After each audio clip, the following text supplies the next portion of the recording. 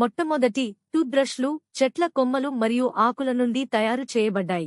వాటిని నమిలి చివరలను విడిచిపెట్టి బ్రష్గా ఉపయోగించేవారు. ప్రాచీన ఈజిప్షియన్లు క్రీస్తుపూర్వం 3000 నాటికే తమ దంతాలను శుభ్రం చేయడానికి కొమ్మలు ఉపయోగించినట్లు ఆధారాలు ఉన్నాయి. భారతదేశంలో వేప పుల్లలను దంతాలను శుభ్రం చేయడానికి శతాబ్దాలుగా ఉపయోగిస్తున్నారు మరియు ఇప్పటికీ కొన్ని ప్రాంతాలలో ఉపయోగిస్తున్నారు.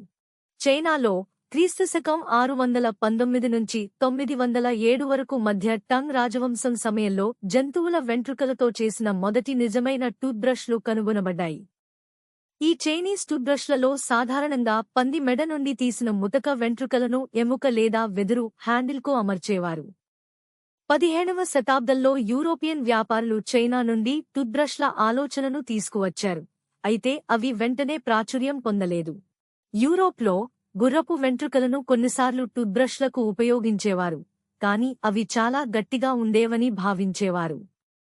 1780లో ఇంగ్లాండ్లో విలియం అడిస్ అనే వ్యక్తి మొదటి వాణిజ్యపరంగా ఉత్పత్తి చేయబడిన టూత్బ్రష్ను తయారు చేశాడు. అతను జైలులో ఉన్నప్పుడు ఒక రంధ్రాలు చేసిన ఎముక ముక్కలో పంది వెంట్రుకలను అమర్చి దీనిని రూపొందించాడు. అడిస్ విడుదలైన తర్వాత తన టూత్బ్రష్లను విజయవంతంగా విక్రయించాడు మరియు అతని సంస్థ విస్క్ ఇప్పటికీ టూత్బ్రష్లను తయారు చేస్తోంది.